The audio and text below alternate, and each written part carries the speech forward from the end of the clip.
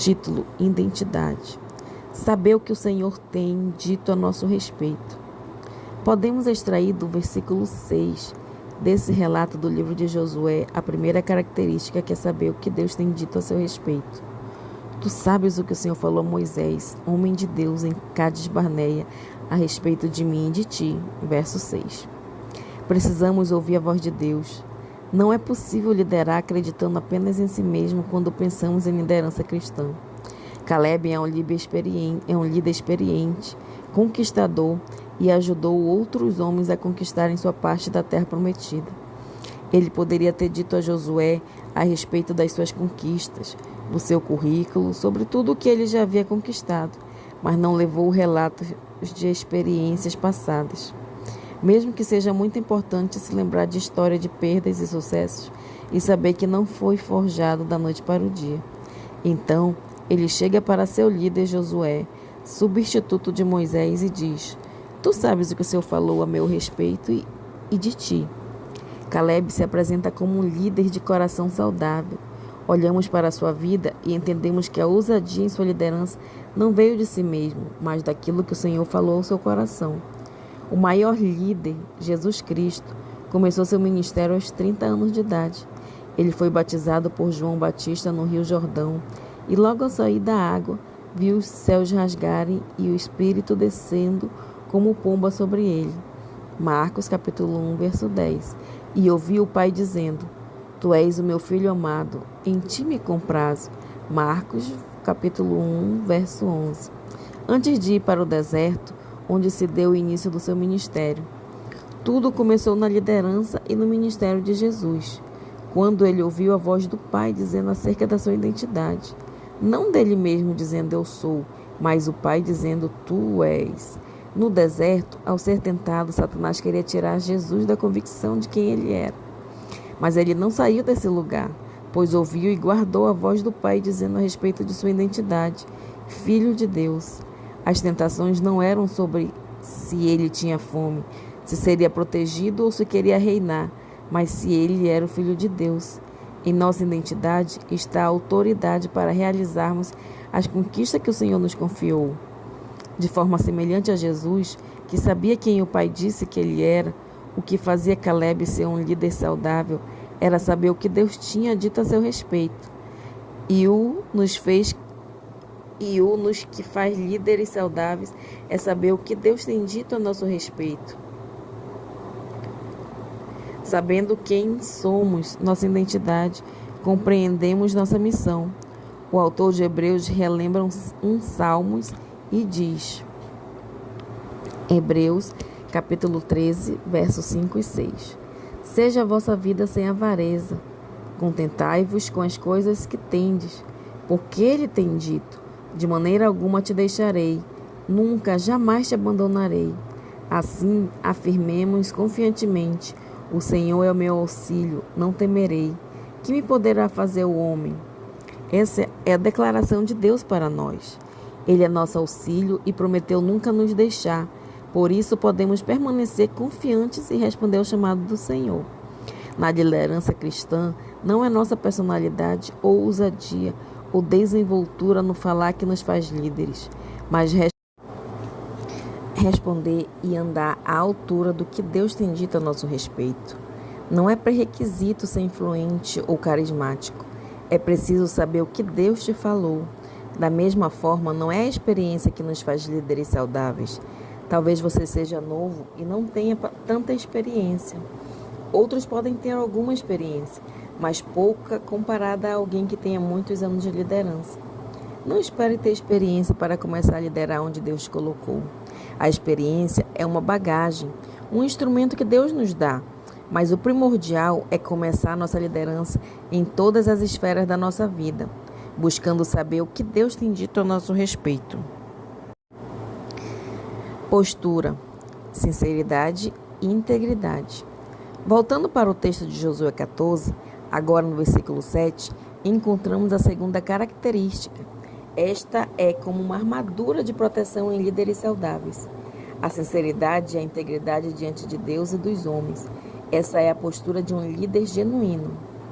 Tinha eu 40 anos quando Moisés, servo do Senhor, me enviou de Cádiz Barneia para espiar a terra, e eu lhe relatei como sentia no coração. Verso 7. Vivemos na era das comunicações digitais e, por meio dela, compartilhamos o Evangelho, as boas novas, e com isso a palavra tem chegado a tantos lugares e pessoas. Porém, muita gente também tem usado dos meios de comunicação para apresentar aquilo que não é, em vez de publicar a verdade e se estabelecer por meio dela. Nas redes sociais, raramente as pessoas estão tristes ou com problemas. Seus posts são sempre os mais perfeitos possíveis e suas vidas um belo sonho. Quantas vezes não nos frustramos quando ligamos o nosso celular ou computador e vemos toda essa perfeição? Ao compararmos com a nossa vida normal, é também por meio desses meios que as pessoas jorram palavras de ofensas, que não teriam coragem de falar olhando nos olhos. São os juízes de um mundo sem lei, mas Jesus sempre ensinou, primeiro, a ser para depois publicar aquilo que se é nele. Coerência entre aquilo que cremos, fazemos e somos é a postura de líderes saudáveis e eficazes. E isso não fica fora de moda. É sempre uma resposta eficaz aos problemas atuais. Como Jesus ensinou aos discípulos. Mateus capítulo 6, versos 5 e 6. E quando orardes, não sereis como os hipócritas, porque gostam de orar em pé nas sinagogas e nos cantos das praças, para serem vistos dos homens. Em verdade vos digo que eles já receberam a recompensa. Tu, porém, quando orares, entra no teu quarto e, fechada a porta, orarás a teu pai, que está em secreto, e teu pai, que vê em secreto, te recompensará. Hipocrisia deriva do latim hipócritae, pelo grego hipócrites, e significa a representação no teatro. Os atores que usavam máscaras de acordo com o papel que representavam em uma peça. Assim também são esses hipócritas de quem Jesus fala no capítulo 6 de Mateus. São como atores de sua época, que decoravam o texto e que para si mesmos o sucesso estava relacionado apenas à performance, pois seus olhos estavam voltados para a sua atuação, a incorporação de um personagem. Jesus diz que na vida cristã não é assim. Primeiro, precisamos de um bastidor genuíno para depois ter uma vida pública saudável e eficaz. Essa deve ser a essência. O lugar da intimidade é o lugar da revelação da sua identidade. Uma vida pública vitoriosa parte de uma vida com bastidor poderoso. Deus ama quando os bastidores são poderosos para que Ele possa publicar os frutos. A vida pública não substitui os bastidores. Vemos isso em várias áreas, como em casamentos que vivem só de publicações externas, mas não têm uma verdade íntima e possuem tantos problemas. Mas quando os bastidores são fortalecidos, quando o casal tem tempo junto, resolve os problemas da porta do quarto para dentro. Ele tem um bastidor saudável e dessa forma a vida pública sempre será frutífera. No ambiente corporativo, a verdadeira liderança cristã é demonstrada quando há respeito, reconhecimento, quando o líder proporciona um lugar para cada um fazer o seu papel, mas ele se coloca como um exemplo. Pessoas íntegras são maduras e coerentes, assim como diz a definição no dicionário. Há uma congruência, uma harmonia de uma coisa com o fim a que se destina, uma uniformidade no proceder, uma igualdade de ânimo. Quem é maduro sabe aquilo que quer, ao contrário de quem possui traço de maturidade, que age pela conveniência, por aquilo que atende ao seu gosto e às suas próprias necessidades. Então, quando Caleb diz, eu relatei como sentia no coração, significa que a verdade sempre prevalecerá, pois já havia se passado anos e ele se manteve firme em seu posicionamento. Amamos a verdade quando temos um coração sincero diante de Deus e os dos homens. Isso é tão libertador. Caleb fala e age à altura do que ele crê. A fé não é apenas uma comunicação externa, mas as palavras de Deus ao nosso coração que, estabelecidas em nós, controlam todo o nosso ser. Por isso, nossas palavras devem estar aliadas à fé estabelecida em nosso coração. Romanos capítulo 10, verso 17 diz, a fé é pelo ouvir, e ouvir a palavra de Deus. E no versículo 9, se você confessar com a sua boca e crer em seu coração, experimentar a posse do que o Senhor conquistou para você, por herança na cruz do Calvário. Certa vez, ouvi uma frase que se tornou uma verdade para mim. É melhor uma fraqueza sincera do que uma força fingida.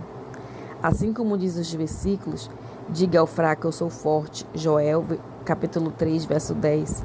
E se te mostrarem fraco no dia da angústia, é que a tua força é pequena.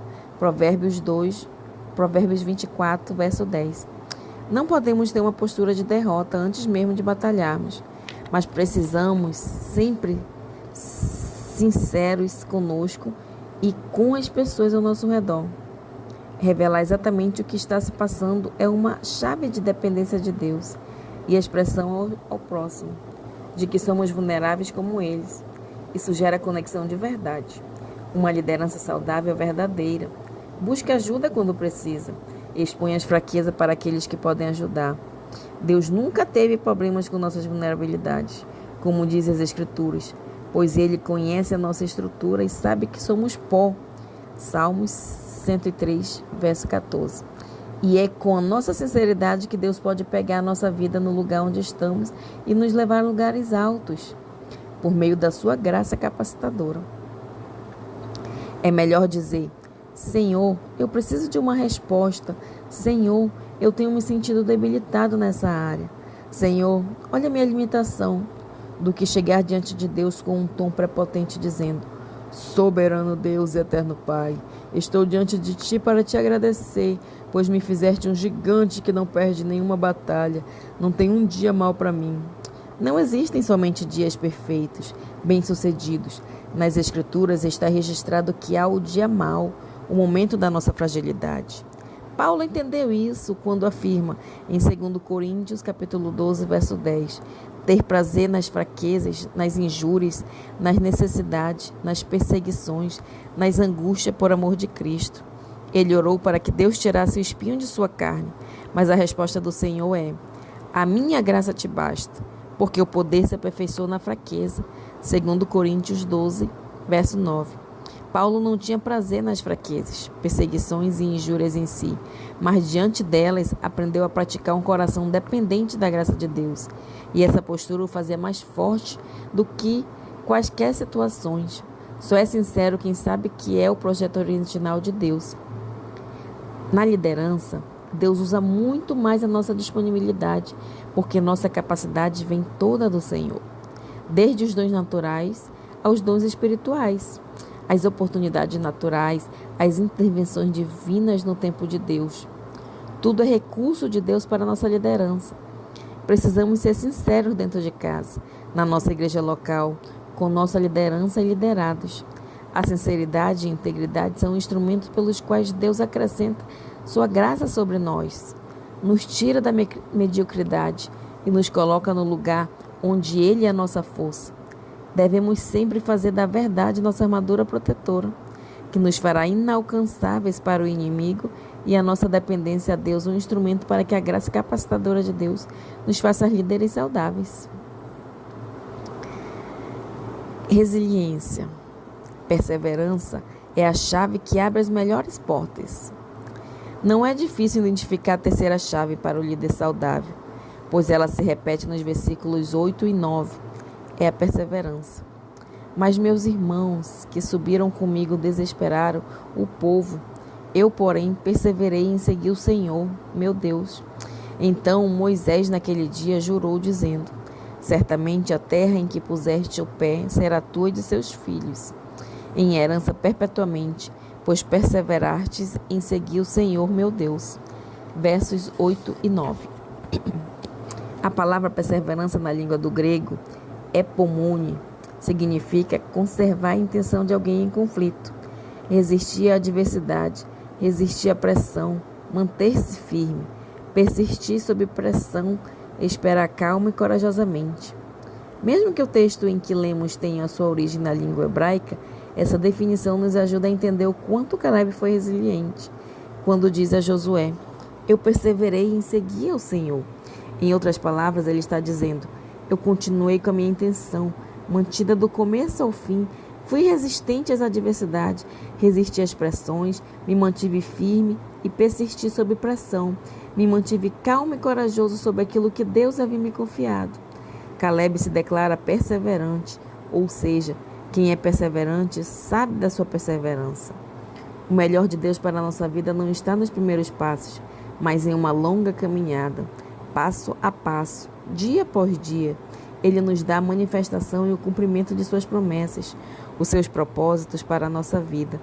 Jesus disse em João 15,16: Não fostes vós que me escolhestes, mas eu escolhi vós outros e os designei para que vades e deis frutos e frutos que permaneçam. Essa permanência em dar frutos tem relação com obedecer aos caminhos que o Senhor nos designou para trilharmos. Nenhum líder que dá frutos faz isso somente em um momento ou por meio da obediência por um instante. O segredo está em permanecer nele, na videira verdadeira. Permanecer é perseverar. Perseverança é a chave que abre as melhores portas de Deus para a nossa vida. Quem está perseverando percebe que está crescendo, amadurecendo e sendo capacitado por Deus para poder viver realmente o que o Senhor prometeu. Quem está ao nosso lado também percebe a perseverança em nossa vida. Posso dar uma ilustração para entender melhor. Se compararmos a uma corrida, as melhores equipes em Deus não são em um tiro de 100 metros ou uma corrida de alguns quilômetros. Elas estão nas maratonas que Ele nos proporciona. As provas curtas podem trazer resultados preciosos, mas o melhor de Deus está preparado para quem persevera, permanece e é resiliente em meio às tribulações, pois escolheu obedecer até o fim. Assim como em uma maratona, a medalha só é entregue para aquele que concluiu a prova. Nenhum corredor no meio do percurso exige seu prêmio, pois sabe o que está proposto para receber sua recompensa. É o fato de ser perseverante até o fim. Muitos se lembram das Olimpíadas de 1984, em Los Angeles, onde a maratonista suíça Gabriele Andersen terminou em 37º lugar, cambaleando até a linha de chegada. E muitos não se lembram da campeã Joan Benoit, que terminou a prova 24 minutos antes. Porém, todos se recordam da Gabriele, que perseverou até o fim. Agora, saiba que na maratona que Deus tem para nós, não estamos correndo contra ninguém. A competição não é um valor que Deus tem para você e para mim. Ele nos acompanha durante o percurso, nos capacita e também coloca pessoas saudáveis ao nosso lado. Mas Deus espera que sejamos perseverantes e fiéis àquilo que Ele nos deu. Não são os mais inteligentes ou os talentosos que prevalecem, nem mesmo os que tiram coelhos da cartola, mas são os perseverantes que experimentam as melhores portas em Deus. Perseverança é uma obediência completa. Deus nos chamou para uma vida inteira, não apenas para uma parte do trajeto. Hebreus capítulo 10, do versículo 35 ao 39. Não abandoneis, portanto, a vossa confiança. Ela tem grande galardão. Com efeito, tendes necessidade de perseverança, para que, havendo feito a vontade de Deus, alcanceis a promessa. Porque ainda dentro de pouco tempo, aquele que vem virá e não tardará. Todavia, o meu justo viverá pela fé. E, se retroceder, nele não se compraz a minha alma. Nós, porém, não somos do que retrocedem para a perdição. Somos, entretanto, da fé, para a conservação da alma. A plenitude da promessa não está nos primeiros passos, mas na conclusão daquilo que foi confiado por Deus. Entre a provisão que o Senhor nos dá e o propósito que buscamos alcançar, existe um caminho chamado processo, pelo qual todos temos que passar. Pensamos que o cumprimento das promessas de Deus está condicionado ao tempo cronológico, mas na verdade muitas delas estão condicionadas à maturidade do nosso coração, que amadurece quando aceitamos as etapas do processo de crescimento em obediência. Devemos estar no centro da vontade de Deus em todo o tempo. Esse lugar não apenas nos protege, como também nos amadurece. Jesus é o melhor exemplo de viver os propósitos do Senhor com obediência e perseverança, concluindo com êxito seu chamado. 1 João 5, verso 6, diz: Este é aquele que veio por meio de água e sangue, Jesus Cristo. Não somente com água, mas também com água e com sangue. E o Espírito é o que dá testemunho, porque o Espírito é a verdade.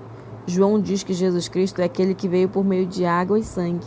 Curiosas são essas duas figuras, água e sangue. Quando olhamos o ministério terreno de Jesus e pensamos em água, logo vem o momento do batismo à nossa mente. O batismo aponta para o momento em que tudo começou na vida e no ministério de Jesus, quando ele começa a viver o que o Pai tinha preparado. A água aponta para o tempo de Deus, começar o que ele preparou para nós. Talvez você esteja vivendo começos de Deus em sua vida, início de novas direções, projetos se realizando, mas mesmo diante desse tempo bom, podem surgir pensamentos como: será que dessa vez esse projeto vai até o fim? Será que vou acertar o alvo definitivamente? Ou será que vai ser uma história de bons começos, mas com fins que darão em nada? Para estes questionamentos, João responde: não somente com água, mas também com água e com sangue. Se a água nos remete ao batismo, ao início do ministério de Jesus, quando pensamos em sangue, lembramos da cruz, lugar onde a obra a ser realizada foi concluída com sucesso. Quando, pois, Jesus tomou o vinagre, disse: está consumado, e inclinando a cabeça rendeu o Espírito. Aleluia! O que Jesus começou, ele concluiu. Jesus foi perseverante até o final, da água ao sangue. Assim também a obra que Deus está operando em nós é uma obra de ciclo completo. Se Deus começou, ele vai até o final para concluir. Acredite nisso. Deus está construindo dia por dia as condições da nossa vitória. Sejamos líderes não só de boas iniciativas, mas de excelentes acabativas, pois, como diz o pastor Márcio Valadão, é como termina que se conta.